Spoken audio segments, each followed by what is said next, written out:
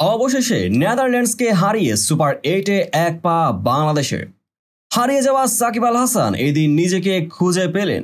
বলে খরচে থাকলেও 46 বলে 64 রানে অপরাজিত থেকেই বড় সংগ্রহের দিকেই দলকে এগিয়ে নিয়ে যান তিনি।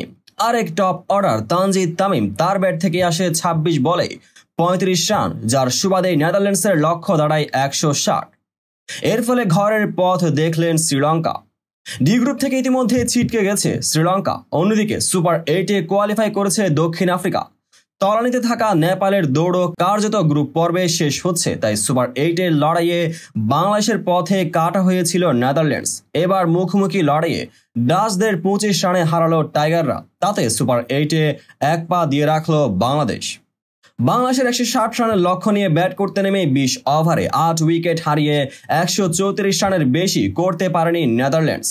নেদারল্যান্ডসের হয়ে সর্বোচ্চ রান করেন সিব্র্যান্ড অ্যাঙ্কেল ব্র্যাকট 22 বলে 33 রান, বিক্রমজিৎ সিং 16 বলে 26 রান এবং অধিনায়ক স্কট এডওয়ার্ডস 23 বলে 25 রান করেন। এদিন সাকিব তামিমের ব্যাটে লড়াইয়ের পুঁজি পায় বাংলাদেশ। 23 রান তুলতে টপ অর্ডারের দুই ব্যাটারকে হারিয়েছিল বাংলাদেশ। সেখান থেকেই দলকে টেনে তোলেন সাকিব আল হাসান ও তানজিদ তামিম। দুজনের মিলে তৃতীয় উইকেট জুড়িতে যোগ করেন 48 রান। কিন্তু সেই শক্ত ভিতে দাঁড়িয়েও ভালো ব্যাটিং করতে পারেননি মিডল অর্ডার ব্যাটাররা।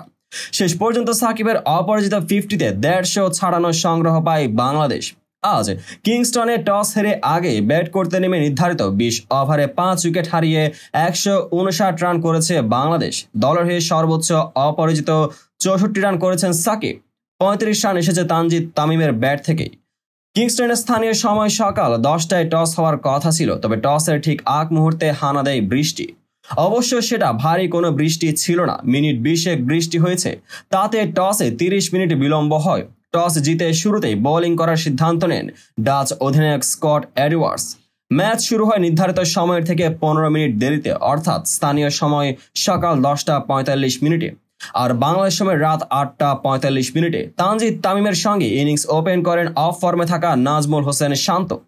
বাংলাদেশ অধিনায়ক আরও একবার ব্যর্থ হয়েছেন। 4 নম্বর 3 নম্বর পজিশন কিংবা ওপেনিং সব জায়গায় তাকে দিয়ে চেষ্টা করছে টিম ম্যানেজমেন্ট, তবে কিছুতেই যেন ব্যর্থতার বৃত্ত ভাঙতে পারছেন না শান্ত। আজ ইনিংসের দ্বিতীয় ওভারে সাজঘরে ফিরেছেন তিনি। আরিয়ান দত্তের করা অফ স্টাম্পের অনেক বাইরে বলে রিভার্স সুইপ করে স্লিপে ক্যাচ দিয়েছেন শান্ত। একজন ওপেনারের এমন শট সিলেকশন বেশ দৃষ্টিকটু। সাজঘরে ফেরার আগে তার ব্যাট থেকে এসেছে 3 বলে 1 রান। শান্তর মতোই বাজে সময় পার করছেন লিটন দাস। আজকের ম্যাচেও যেন শান্তকে অনুসরণ করলেন তিনি। 3-এ নেমে করেছেন 2 বলে 1 রান। ইনিংসের চতুর্থ ওভারে প্রথম বলে আরিয়ানকে স্লগ সুইপ করতে গিয়ে স্কোয়ার লেগে ক্যাচ দিয়েছেন তিনি। দুই অভিজ্ঞ ব্যাটার শুরুতেই ফিরলেও আজ দলের হাল ধরেন তানজিদ তামিম। এই তরুণ ওপেনারের সঙ্গে যোগ দেন সাকিব আল হাসান।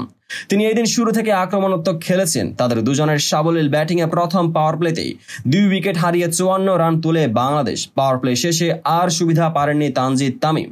ভালো শুরুর পর এই তরুণ ওপেনার থেমেছেন 35 রানে। ইনিংসের নবম ওভারে বোলিংয়ে ছিলেন ফন ম্যাকারেন। তৃতীয় বলটি খাটো লেন্থে ছিল, সেখানে পুল করতে গিয়ে ব্যাকওয়ার্ড স্কোয়ার লেগে ধরা পড়েন তানজিদ তামিম। 5-এ নেমে এদিন সুবিধা করতে পারেননি তাওহিদ হৃদয়। ইনফর্ম এ ব্যাটার গত 2 ম্যাচে ছিলেন দলের অন্যতম সেরা পারফর্মার, তবে আজ ব্যর্থ হলেন। উইকেটে এসে শুরু থেকেই বেশ ভুগছিলেন। শেষ পর্যন্ত তাকে মুক্তি দিয়েছেন টিম প্রিঙ্গল। এই বাঁহাতি স্পিনারকে ব্যাকফুটে খেলতে গিয়ে বোল্ড হয়েছেন হৃদয়। সাজঘরে ফেরার আগে তার ব্যাট থেকে এসেছে 15 বলে 9 রান। হৃদয়ের পর মাহমুদুল্লাহ উইকেটে এসে রান পেতে বেশ ভুগেছেন। শেষ পর্যন্ত 2-4 ও 2-6-এ 21 বলে 25 রান করেছেন তিনি।